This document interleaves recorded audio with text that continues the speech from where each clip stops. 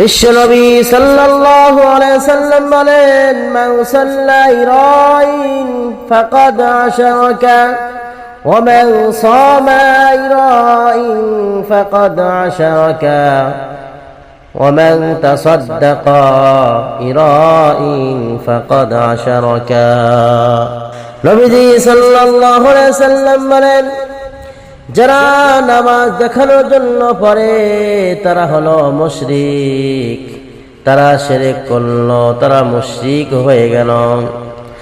সমাজের ভিতরে এমন লোক আছে নামাজ পড়তে চায় না, মেম্বার হয়েছে, চেয়ারম্যান হয়েছে, বা বাড়ির সকলে নামাজ পড়ে, আর আমি যদি নামাজ না পড়ি তাহলে কেমন দেখায়।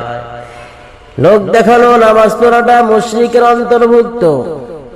নবীজি সাল্লাল্লাহু আলাইহি ওয়াসাল্লাম বলেন, মান সাল্লা ইরাইন ফাকাদ আশরাকা, যে ব্যক্তি মানুষ দেখানোর জন্য, লোক দেখানোর জন্য নামাজ পড়ে সে মুশরিকি কাজ করলো। ওয়া মান সামা ইরাইন ফাকাদ আশরাকা, আর যে ব্যক্তি লোক দেখানোর জন্য রোজা রাখে, এমন আল্লাহর বান্দা বান্দিরা আছে যে রোজা রাখতে চাই না, বাড়ির সকলে রোজা রাখে, আমি রোজা না রাখলে কেমন হয়।